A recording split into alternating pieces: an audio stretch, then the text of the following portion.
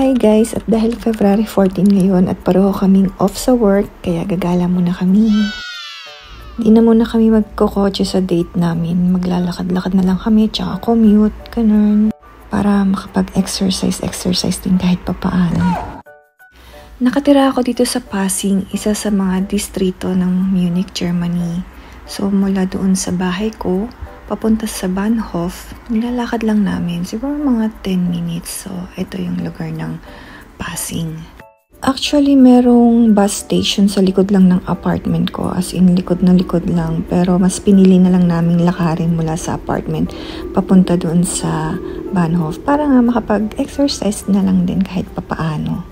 Kwento ko na lang din tong Pasing. Dito mo makikita yung mga S-Bahn, tram, mga international trains, dumadaan lahat din dito. May mga hotels, may mga restaurants, may isang mall na tinatawag na Pasing Arcaden. Sabi nila, isa sa mga mahal din na apartment matatagpuan din dito sa Pasing. Araw-araw ganito, karami yung mga taong makikita mo sa Bahnhof ng Pasing. Halos parang mukha na rin siyang Hauptbahnhof. Gusto ko tong lugar na to kasi malapit sa lahat. Lahat accessibles din, ganun. Tapos kung ayaw mong pumunta ng Hauptbahnhof, pwede ka na rin dito sumakay papunta kung saan. Like kung sasakay ka ng ICE, ganun. Ito, first stop namin, Karlsplatz.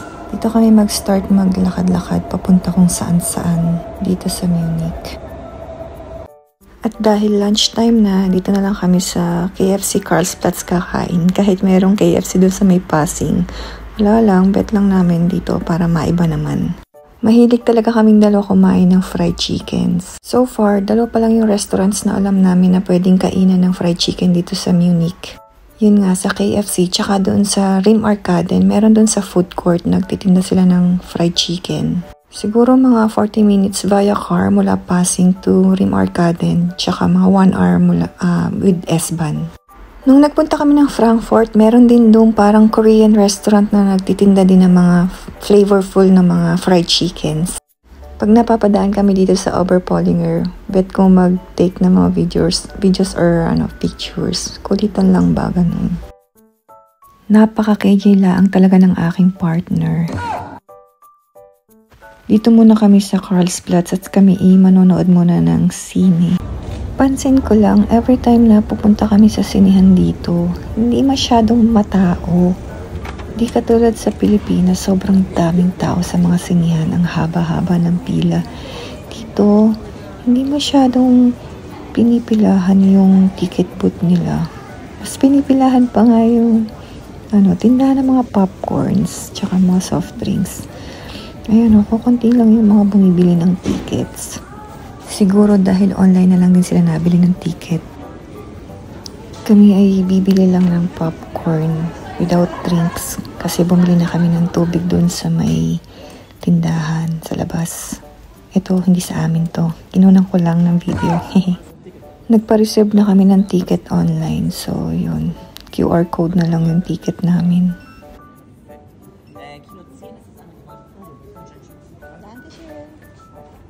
Sa akin lang to ha, pansin ko lang yung sinihan dito sa Germany, hindi siya ganun kabongga yung labas. Hindi katulad dun sa Pilipinas, parang, ewan.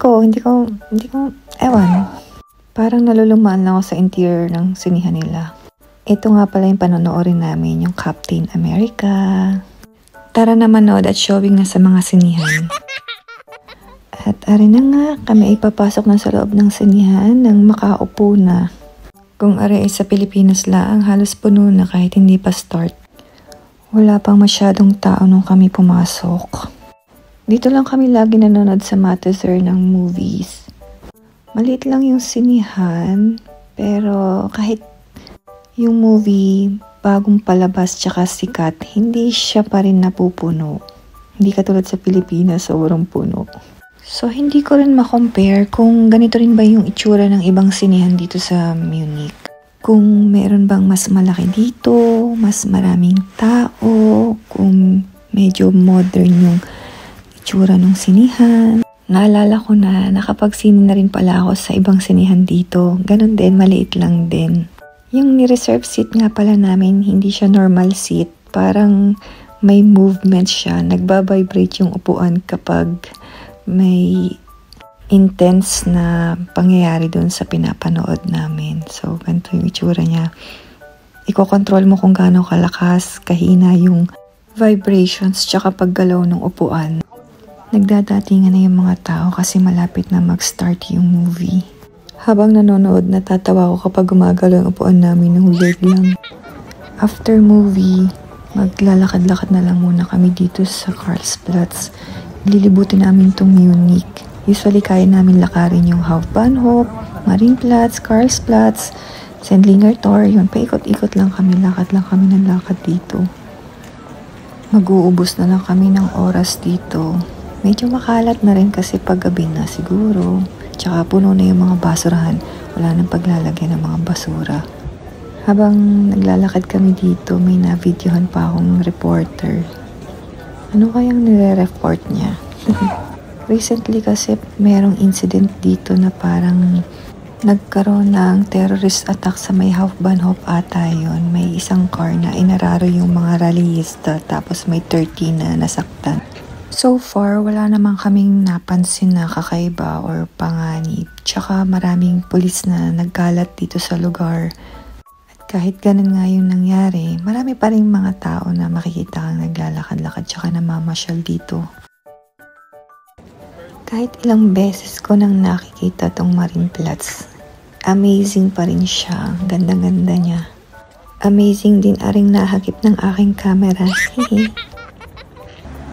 At arin na nga, kalalakad namin, nakarating na kami dito sa Sendlinger Tor. Sobrang busy ng lugar. Mabilis yung waiting time ng mga trams dito. May nahagip din ang aking camera din na pinipilahang noodle shop. Ngayon lang to namin nakita. Pwede ka rin manood kung paano ginagawa yung mga noodles Wala na kaming time para kumain dito kasi medyo gabi na rin siya. Sobrang haba ng pila. Meron sa labas, meron ding pila dun sa loob. Mahaba-haba na rin ang aking kwento kaya hanggang dito na lang. Thank you for watching. Ayun siya ng Tagnok. Ciao!